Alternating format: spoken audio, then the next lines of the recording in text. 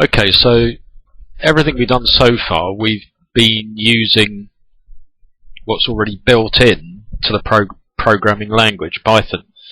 So we've been using functions like the print function, and then using operators, and then using text strings to output messages.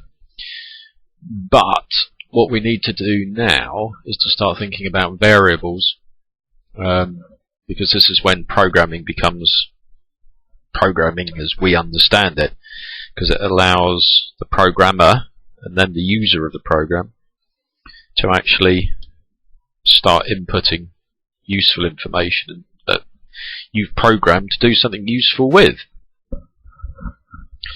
So Larry, I've named my variable as a name. You could call that anything you like when you're naming a variable.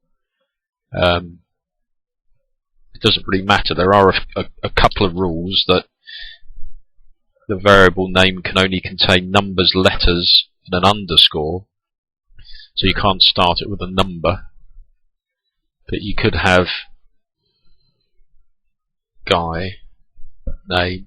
Oh, there's an underscore. Guy name. Some people use that convention, where if you've got more than one word, if you like, in the title of your variable, then you separate it by putting a capital letter. Most people, I think, still go with underscore. Just looks a bit clearer. Don't ever leave it blank, because that can really cause problems. Don't ever start your variable with an underscore, because that causes problems with Python as well. So guy name, so if I wanted to call that variable, I have to update that and put a capital, so that's wrong. So you can see what I do there is you declare the variable, say, right, guy name equals Larry, and then what do I want to print? Hi, and then call that variable. And what's in that variable at the moment? Well, it's Larry.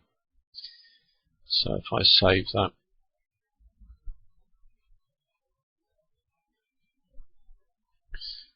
there you go. So if I make that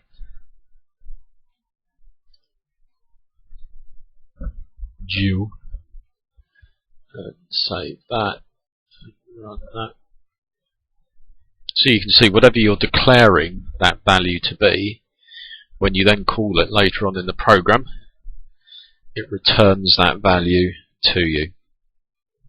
Okay, that's the end of variables, well, for now.